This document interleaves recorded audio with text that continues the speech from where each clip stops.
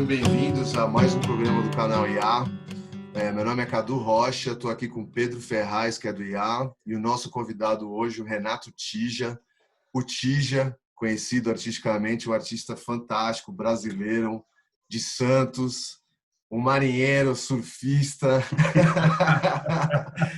Cara, Tija, um prazer estar aqui contigo, cara. Um artista que tem a obra dele aqui no Brasil, obviamente, mas também já tem coisa exposta fora do Brasil. Tija, prazer te receber aqui no Despertar. E, cara, divide com a galera que está assistindo a gente, só inicialmente, e está ouvindo a gente no Spotify. Aproveitando, gente, nosso conteúdo todo no IACast, lá no Spotify, você também pode conferir, tá? Tija, conta um pouquinho da sua trajetória aí, e a gente entra no detalhe da questão da transformação aí, por favor. Legal, puta, cara, prazerzaço, assim, faz muito tempo que a gente não se fala, talvez por esse trabalho. Obrigado, Pedro, também pela oportunidade aí, porque é muito difícil, né, a gente parar para, às vezes, contar, e às vezes nessa parte da gente parar e contar é que a gente vai fazer a retrospectiva da nossa vida, né, da nossa vida profissional. Eu sou o Renato Tija, Renato Faustino no meio das agências, o diretor de arte. E foi difícil assumir o Tija. Estou nessa batalha aí mais ou menos uns 6, 7 anos. É o lado artístico, autoral, que era muito difícil de assumir quando a gente está numa agência, né? Então, assim, ser diretor de arte, você tem algumas regrinhas para seguir e essas regras acabam sendo assim, não usar nada do que é teu autoral. Então, assim, é tudo que é a cara do cliente, tudo que vai dizer o que é o cliente, né? E aí a gente tenta colocar, num momento ou outro, a nossa característica visual, né? E aí, depois de um tempo, já trabalhando, já estava cansado, assim, de fazer o que os outros gostam e nunca o que eu realmente gostava de fazer. Eu fui encaixando, como eu já estava trabalhando numa área que fazia direção de arte para cenografia, então eu conseguia fazer um bem bolado com as pessoas que estavam na produção, quem estava na parte criativa, e aí eu consegui alguns aliados para fazer com que alguma coisa minha visual conseguisse entrar, né? Então ali já era um pouco do que eu gostaria de ser, né? Isso já é um tempão, né? Eu sou um cara que eu não sou formado em faculdade, fiz um monte de faculdade e abandonei todas. Então, assim, Tamo junto. eu sou um cara praticamente que parece que eu estou correndo contra o tempo todo. Então, eu estava na primeira faculdade foi publicidade e propaganda, e eu parei na metade porque tudo que falava na faculdade, eu já trabalhava na área, entrei super jovem na área, com 17 anos eu já estava como assistente de arte, e hoje eu tenho 43 anos. Então, nada daquilo que falavam era o que acontecia na agência, né? Então, eu falei, quer saber, eu aprendo mais na agência do que lá. E aí, quando eu tive essa ideia, eu já tinha estudado na Escola Pan-Americana com 15, 16 anos, saí da Pan-Americana com 17, 18 anos, mais ou menos. E quando eu estava na facul, eu já tinha essa ideia de falar, meu, eu vou largar, não estou aguentando, eu queria algo novo, mostrar o que eu já sei, eu não gostaria de gastar essa grana e tal. E aí foi muito engraçado, porque quando a gente fala que o universo conspira, né, com a nossa mente, né? Total. Minha filha fala isso, o universo ouve a nossa mente. Então,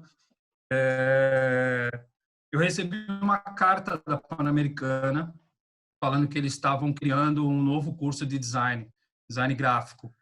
E eu já tinha feito comunicação visual lá, já tinha feito artes plásticas, já fui emendando um curso no outro. E aí eles chamavam só os ex-alunos para entrar nesse curso, para meio que fazer um teste, né? Já sabiam, pessoas que já sabiam o sistema da escola e tal. E aí eu falei, cara, essa aí é a hora de eu largar essa facul, pegar essa grana em americana, que 70%, 75% da aula é prática. Uhum. Entendeu? E E aí, na hora que eu fui, cara, eu falei, cara, vou sair de lá ou com estágio, ou com um trabalho novo, sei lá, eu vou lá com o objetivo não só de estudar, mas, tipo, tentar alguma coisa. Como a gente vive em Santos, né, que é uma colônia de São Paulo, então então a gente sempre pensa em trabalhar na província, né, ou sair da província. E aí tinha aquela coisa louca de querer trabalhar em São Paulo, tal, não sei o que. Cara, aí eu tive a sorte de ter um professor que chama Renato Hayashi. Cara, para mim o designer gráfico era sensacional, ele é ainda. E, puta, bateu o santo de um com o outro e foi, meu, sensacional. Foi o curso, assim, que eu mais tive aproveitamento, assim. Ganhei algumas menções, assim, até nem fui lá para isso, mas, tipo, comecei a ganhar umas menções honrosas por alguns projetos lá dentro e tal. E aí, dali, eu consegui um pontapé para entrar em São Paulo. Isso foi em meados de 99, 2000, mais ou menos. Enfim, aí passei por outras agências, caí na parte de live marketing, né? Que aí é porreta e não tem como respirar, entendeu? Então eu falei, cara, caí no lugar certo, é isso que eu quero. E é uma coisa muito engraçada que quando eu entrei na Pan-Americana, eu tinha 15 anos, já tinha mais ou menos essa mentalidade de que até os 30 anos eu queria ter passado por todas as áreas da minha profissão. Então, engraçado que foi, acho que eu passei por todas, cara, desde fotografia, vídeo, direção de arte, puta, artes plásticas, tudo, cara, tudo que envolve a minha área, eu aprendi até os 34 anos. E aí, a partir dos 30, 35 anos, que foi a última agência que eu trabalhei, eu já estava com aquela coisa de falar, cara, agora eu acho que é a hora de eu começar a pensar alguma coisa do que eu quero fazer, né? De tudo isso que eu aprendi, Uhum. eu vou escolher agora o que eu vou trabalhar, né? Mas E isso, aí, mas isso é curioso. Desculpa te interromper, de interromper, do que você está manda, falando em manda. relação a essa trajetória. Você já tinha isso em mente que em determinado momento você ia fazer essa transição, né? Isso surgiu para você em algum momento? Como foi isso? Porque a trajetória foi você começou bem cedo, obviamente se envolvendo com arte, mas a gente falando de agência e chegou em determinado em momento de agência você começou a sentir que você já não conseguia se expressar da forma como você queria, colocar a tua arte do jeito que você queria. Você já tinha planejado uma meta para poder virar essa chavinha ou isso aconteceu automático? Já, já, Não, já. e outra, né? Você acabou de contar para a gente que você veio formando as ferramentas. Você falou, cara, eu vou passar por todas essas áreas, conhecer essas ferramentas, esses métodos tal, né? Então, ou seja, parece bem planejado, eu não diria planejado, mas assim, essa visão talvez não totalmente consciente já existia, né? Você sabia que Já, tudo isso ia te trazer algo, ia formar um conjunto que ia ser valioso no futuro. exatamente, porque assim, como eu já tenho contato com a arte desde os 10 anos de idade, aos 10 anos de idade, eu já tinha noção de que eu seria isso pro resto da vida. Então não dava para escapar disso, tá ligado? Oh, Quando eu cheguei aos 15, eu já tinha uma formação. Eu fiz aqueles pequenos cursos de desenho, sombreado, essas coisas de desenho básico, né? E quando eu tinha 15 anos eu já tinha uma cabeça. Eu lia muito, cara. Eu lia muita revista, eu lia muita. Na época não tinha internet, né? Não tinha nada disso. O acesso era muito difícil. Então, assim, eu lia muita revista de música, revista de arte, revista de quadrinho. Eu estava muito envolvido nisso, sabe? Então, eu já tinha uma noção do que a minha área podia me trazer. Quando eu entrei na Pan-Americana, a Pan-Americana foi uma parada muito curiosa também, porque eu estudava, eu estava no colegial, acho, acabava de entrar no colegial, e toda semana de 22 tinha na escola também, né? Então, assim, numa dessas semanas, meu professor falou, cara, vocês precisam apresentar vários trabalhos, tal. E aí eu me empolguei, mano, fiz várias instalações, várias coisas, coisa louca mesmo, assim. Peguei privada na rua, tá ligado? Fiz várias coisas. E aí tinha uma pessoa da Pan-Americana que tava lá como olheiro. E aí essa pessoa depois falou, pô, quem é o fulano? O Renato, Faustino, né? Porque as pessoas se chamam pelo sobrenome no colégio. Bom, eu continuo pessoa, assim. continua assim, né? Eu sou E, Ferraz. não, minha filha veio reclamar que por que chama ela de Faustina? Eu falei, cara, é seu sobrenome, tá? Aguenta. Porque quem você é, né? No fundo é isso. E aí, cara, essa pessoa chegou, falou, ó, falou com a minha diretora me chamou, aí falou, ó, a gente tem um desconto para você, uma bolsa, uma meia bolsa, na verdade, 50%. Se você quiser estudar lá, tem a condição, tanto que a gente tinha a condição de estudar, ainda tem hoje, de estudar aos sábados. E aí, cara, conversamos em casa e aquela coisa de tipo, pô, meu pai era metalúrgico, então tinha acabado de entrar na Volkswagen, tinha toda aquela coisa que, tipo, tava mudando a vida de todo mundo praticamente, né?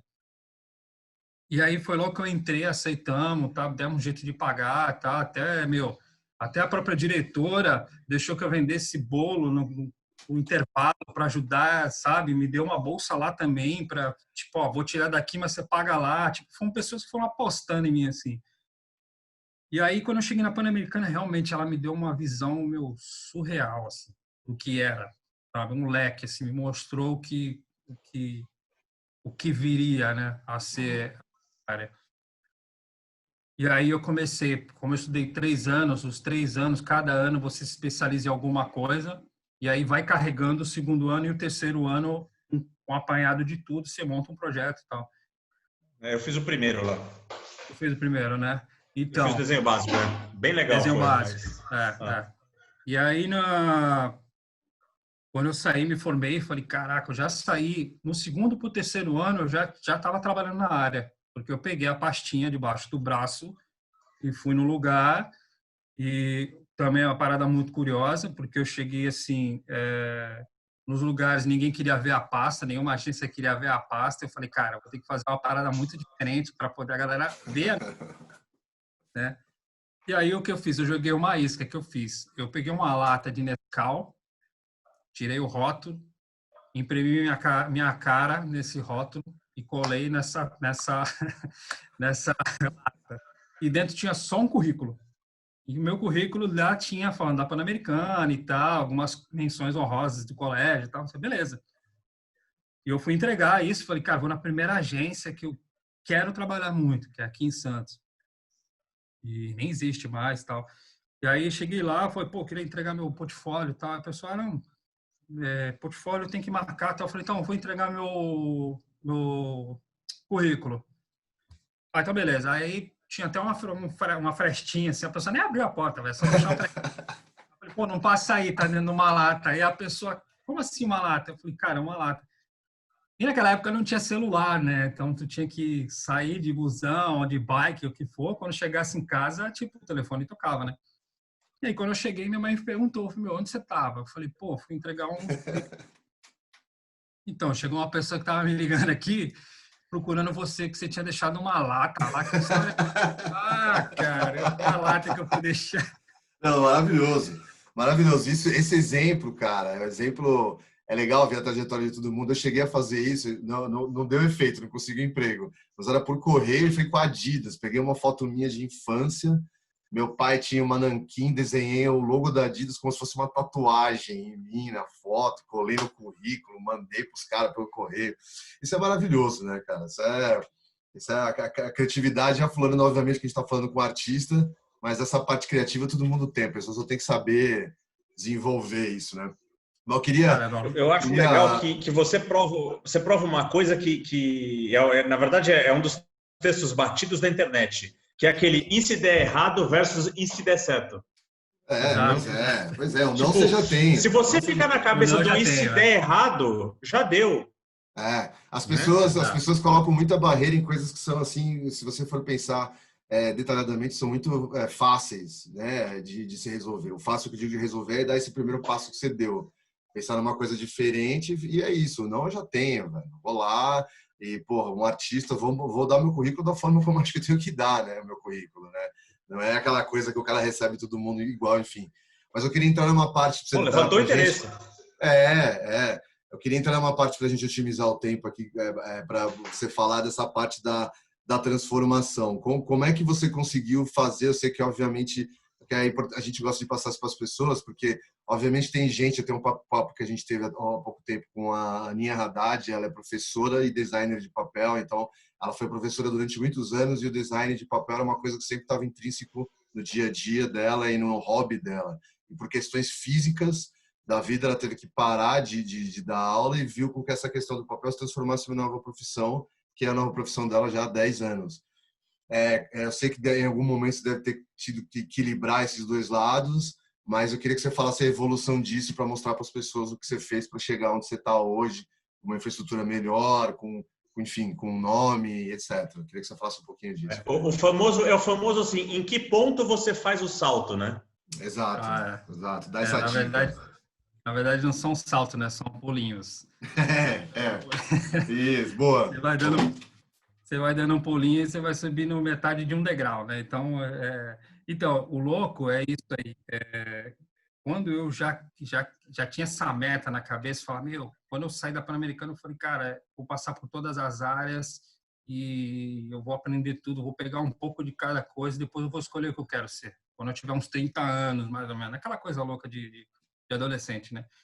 E aí, cara, era um tempo relativamente bom para trabalhar tudo, sentir tudo, né? Então, com 34, 35 anos, eu já tinha completado essa façanha.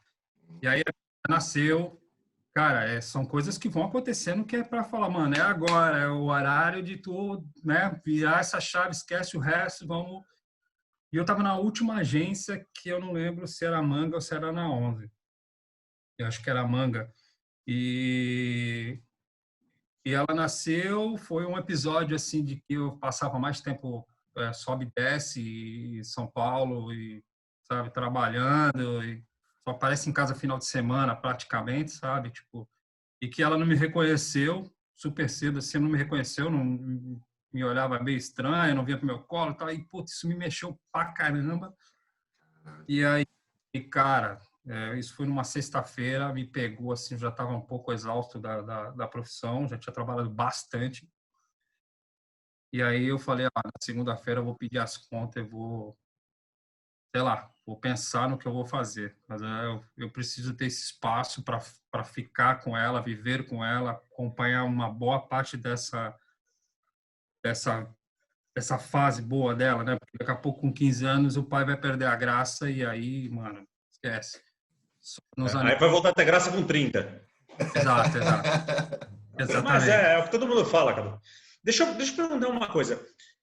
Vamos falar um pouco do paralelo. O que é que você desenvolvia desse trabalho atual, ou pelo menos assim, como hobby ou qualquer coisa? Existia qualquer movimento? Você já produziu algumas coisas? Porque eu tenho alguns amigos que fizeram exatamente... Na verdade, eu tenho um amigo específico que fez exatamente o mesmo salto que você fez. E ele fazia, pintura com café nas coisas e levar para casa, sabe, no restaurante. Ele ficava fazendo sketch do pessoal no metrô, não sei o quê. Então, ele já construía, muito antes dele pular da agência, fora da agência, ele já tinha um portfólio de arte paralelo muito grande. Porque ele sempre, assim como você, desde o começo falou que ele sempre sabia, só que ele veio construindo, entendeu? Ele não conseguia parar, fazia parte do tempo livre dele. Não, eu nunca fiz isso, assim, porque até então a única função paralela que eu tinha era o esporte. Então, eu era ciclista de endurance, então eu tinha então, tipo, era pedalar 800K, 1000K, a brincadeira era... Mas você deve ser amigo do Maluf, ou conhecê-lo. Bom, conheci o Maluf. O Maluf da bicicletaria, né? É, ele mesmo. Meu irmão é ciclista, conhece uma galera e eu conheci esse maluco. Tiozinho, forte pra caramba no pedal. Aí você falou e lembrei do louco na hora. Nós fizemos uma prova junto em Fortaleza, assim, faz muito, muito tempo. E aí, cara, eu não tinha nada paralelo, assim. Uma única coisa que eu tinha que me deixou alucinado foi quando eu estudei, era o movimento concretista de 1950. Então, era muita forma geométrica. Então, aquilo já tinha uma coisa muito linda na minha cabeça, romântica, assim, saca? Então, assim, nunca fui um bom aluno de desenho geométrico, nunca. Então, assim, até brinco com as pessoas. Falei, cara, hoje a ironia é essa. Eu nunca fui um bom aluno de geometria. E aí, meu pai dá aula de desenho técnico, então pior ainda. Ou Então, seja, mano, Einstein é a matemática. então não tinha aqui. Então, só que o movimento concretista era geometria de uma outra forma, sacou? E aí aquilo ficou na minha cabeça. Então, você falou do lance paralelo, eu voltei para Santos e fiz alguns trabalhos pontuais que eu queria trabalhar em vários setores e uma delas fez com que eu voltasse a uma agência que eu já trabalhava. Então a gente fazia meio que uma e ali eu já comecei a colocar muito trabalho geométrico. Então já comecei a fazer uma experiência aquele lance com a grana do cliente, entendeu? Então o cliente pagar tentava fazer minhas experiências visuais naquilo, projeção, era papelaria, qualquer coisa que tinha que fazer. Então, estava dando muito certo, saca? E aí teve um belo momento que eu falei, cara, não quero saber de nada, eu queria estar com a cabeça fresquinha para realmente fazer uma transição, sabe? Só que eu não manjava de uma única coisa, era pintar compressão, com compressor, com, sabe, 60 bars, 40 bars, aquela coisa toda. Nessa época, meu pai estava fazendo um trabalho. Meu pai faz trabalho de marcenaria e carpintaria em grandes embarcações, né? E aí ele falou: pô, tô precisando de um maluco lá para pintar um barco. O barco tem tal, não quer, nunca pintar calipau. E aí, cara. E pior que foi um momento que realmente eu não queria ter mais contato com arte nenhuma, assim, com nada. Eu queria limpar realmente a mente para voltar para uma outra situação, para voltar ao que é hoje. Voltar não, é entrar nessa fase que era hoje, né? Então, cara, eu estava disposto a trabalhar de frentista, eu estava disposto a trabalhar, sei lá, cara, de entregador de pizza. Eu queria alguma coisa completamente diferente que me tirasse daquela coisa glamurosa que era a minha profissão, que é a nossa profissão de agência. Tem um glamour demais que você paga para ser o que não é, sacou? Então, assim, eu queria tirar isso. Eu tinha essa necessidade de limpar essa coisa, voltar para a realidade, ser um pouco mais humilde, pé no chão e mandar ele ver. Então, assim, foi as contas que eu tinha comigo mesmo, de voltar do zero, da estaca zero, aprender uma nova profissão do zero, sabe? Então, pintar embarcação, para mim, foi perfeito. No dia que eu fui fazer a visita técnica, um monte de profissional trabalhando lá, tipo, chão de fábrica, tá ligado? Tipo, gente como a gente. Então, assim, eu queria ser um daqueles caras que estavam lá embaixo, pintando aqueles barcos gigantes e tal. Eu tinha essa oportunidade, mano. Tinha que mandar ele ver, sacou? E eu não sabia trabalhar com isso. E é o que eu uso hoje no meu trabalho, em algumas superfícies, né? Então, assim, nesse tempo todo, falando de concretismo, falando de um monte de coisa, eu tenho na minha mente que quando eu virei a chave, eu queria ser um designer, eu quero ser um designer de superfície. Então, eu quero ser um cara que tenha noção ou seja um especialista em várias superfícies e que a geometria vai fazer função de qualquer maneira, entendeu? Então, assim, a superfície tem muito disso, né? Então, assim, ela é regular, ou ela é de quina, ou ela é orgânica, mas a geometria vai fazer a leitura que for e vai continuar mostrando a forma. Então, assim, quando a galera fala, pô, você é grafiteiro, muralista, você é o que? Eu falei, cara, sou designer de superfície, sacou? Então, assim, o trabalho, então, assim, quando vocês falaram de confinamento, essas coisas todas que valeu a pena pra caramba, porque tinha um monte de projeto meu parado que eu tinha que botar em prática, porque se eu estivesse trabalhando, não ia ter. Mesmo trabalhando agora como artista mesmo, pintando parede, pintando qualquer outra coisa, não ia ter tempo, saca? Então, assim, para mim foi perfeito, porque eu comecei a colocar tudo em prática, superfícies que eu nunca trabalhei, começar a usar verniz que eu nunca usei, cara, mandei ver, saca? E é engraçado, porque o teste que eu faço hoje, eu faço a peça e já divulgo. 2 dias depois eu vendo. É muito assim, Legal. universo conspirado, assim, sabe? Total, total. Aqui com pensamento, pô, Então, eu não estou pensando, eu não tô pensando se eu vou vender ou não vou vender, sacou? Eu coloco lá e daqui a 2 dias eu já captei alguém. É muito louco isso. Surreal. Você nos deu algo aqui para mim que é muito importante, pelo menos a maneira que eu percebo que é assim. O que eu notei é assim, você não diz não para experiências dentro disso que você quer fazer.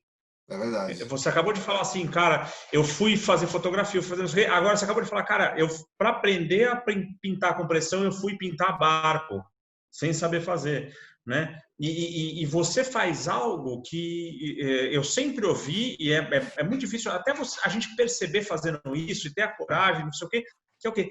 Você vai deixando o seu trabalho se formar, você não está botando ele numa forma. Eu gosto de fazer tal coisa, eu vou fazendo até que este trabalho chegue ao ponto que as pessoas veem valor, e qual seja o trabalho. Né? A gente está falando aqui de um trabalho como você falou, de design de superfície, mas a gente podia estar falando, sei lá, cara, de uma pessoa que faz vídeo em casa, que faz isso aqui. É esse, é o cara. Eu acho que a pessoa que formata demais acaba perdendo, entendeu? Eu acho legal que o Ti já falou, que acho que a gente pode emendar aí, Pedrão, e pedir dar a mensagem, é o seguinte, todo o processo, Ti, já que você contou a sua história, enfim, e essa virada de chave, esse momento que você olhou e falou assim, bom, agora é a hora. O que eu achei muito fera, muito bom, que é muito inspirador para as pessoas verem é que é possível a gente fazer, a gente tem que arrumar uma forma. O que você falou? Falou, estou disposto a trabalhar de qualquer coisa, velho. Além de você estar disposto de trabalhar de qualquer coisa, obviamente, para manter, a gente tem responsabilidades, né? A gente tem que pagar a conta. E você poder fazer o que você quer fazer, você também foi fazer uma outra coisa que vai te agregar no que você faz hoje. Foi o que você falou, estou com os caras ali pintando embarcação. Mas se eu tiver que entregar uma pizza e fazer aquilo para ganhar o meu dinheiro enquanto eu faço isso, eu faço. Então, assim, isso eu achei do seu ensinamento muito fera para a gente passar para as pessoas. Me estendi muito mais, desculpa que eu devia estender. Você fala exatamente como você está hoje, né? Falar a sua rede social e como você está hoje, sua infraestrutura de trabalho, e deixar uma mensagem para as pessoas final, inspiradora. Eu acho que todo mundo fica esperando o ideal, né? E você mostrou que isso não existe, né? Você acabou de você falou, cara, eu tava com um filho nascendo, eu não tinha um puta caixa e eu já não tinha meus trabalhos feitos. E você fez um negócio que para mim foi muito importante, que assim, eu vou trabalhar de qualquer coisa menos com isso que estava me matando ou fazendo Então, mal. mas sabe o que é isso, cara? Esse a junção das coisas que eu acumulei me deu uma confiança fora do comum, sabe? Então, assim, qualquer coisa que eu vou me meter a fazer, vai dar certo. Não tem a hipótese de não dar certo. O que não dá certo é técnica. Então, assim, se for para realmente acontecer, isso vai acontecer. Então, por isso que eu falei, quando eu coloco as coisas na minha rede social e daqui a um dia, ou no mesmo dia, se eu postar, o cara me liga e fala, cara, segura isso que isso aí é meu. Não importa o valor, quanto seja, tá ligado? Então, isso é muito louco, isso é confiança, isso gera, cara, tem gente que não acredita, eu acredito demais, assim. Concordo então, 100%. Tem coisa assim, quando você centraliza a sua mente para um objetivo, cara, não tem essa de, eu tenho a conta, eu tenho isso aqui, cara, vai dar certo, cara, não, é sem mentira, assim, a parada acontece, não tem. Às vezes eu faço testes comigo mesmo para ver se isso serve de verdade ou não, isso funciona, mano. Se eu não colocar energia, o negócio não... Verdade. Tá ligado? Verdade. Então, assim, essa confiança, por isso que, assim, o acúmulo de que hoje eu sou um profissional, um artista completo, mano. Eu posso falar, eu mesmo falar de mim, eu sou completo. Então, assim, eu manjo de tudo, de produção, eu manjo de marcenaria, o que tu perguntar eu sei fazer, mano. Até trança no cabelo de menino eu sei fazer. Faço maquiagem, meu irmão. Faço maquiagem. Cara, já se assinou aí com a mensagem mais inspiradora do que essa. Eu tava precisando ouvir isso, preciso ouvir isso que você falou agora. E é uma coisa que eu acredito, mas é muito bom quando você ouve do outro. Cara, motiva muito mais a gente. Vou fazer questão de, assim que a gente terminar o vídeo, mandar a primeira pessoa que eu vou mandar é uma amiga que é designer de superfície. Ela sempre se chamou assim, né? E bem legal o trabalho dela. Ela tá no Instagram como Claude Imperial, né? A Cláudia. E é uma carioca boa pra caramba, tal. E eu tenho certeza que eu vou mandar. Ela já é muito motivada. Eu acho que vai ajudar ainda mais. Por enquanto é só o @Renato Tija do Instagram. Para mim está sendo uma ferramenta bem compacta e que está me alcançando muita gente. E tem o site renatija.com, que eu tirei do ar um pouco também para fazer um teste de quanto a galera consegue conversar comigo nessa quarentena, né? Essa setentena, sei lá como é que é. Setentena, sacou? Então, qualquer coisa, quiser falar comigo, sei lá, pode me perguntar as coisas que eu não tenho medo de falar, pode me perguntar dica, o que quiser, eu falo qual é o material que eu uso. Se eu tiver que falar fornecedor, eu falo. Para mim não tem essa. Fazer igual, ninguém vai fazer. Então, cada um tem o seu meio, né, de fazer. Obrigado pela oportunidade de estar com a gente, pela tua história, por dividir isso com todo mundo. Lembrando a todos aí que nosso vídeo, além de estar no YouTube, nosso canal do YouTube do IA, se inscreve lá, compartilha, vamos dividir as histórias de todo mundo aí com as outras pessoas, para a gente informar, inspirar aí o outro. E a gente também está no Spotify com o IAcast, essa conversa vai estar disponibilizada em áudio lá para todo mundo ouvir em qualquer lugar. Beleza? Obrigado, Tijá. Valeu, irmão. Boa. Cara, obrigado, Cadu, obrigado, Pedro. Valeu aí pela oportunidade.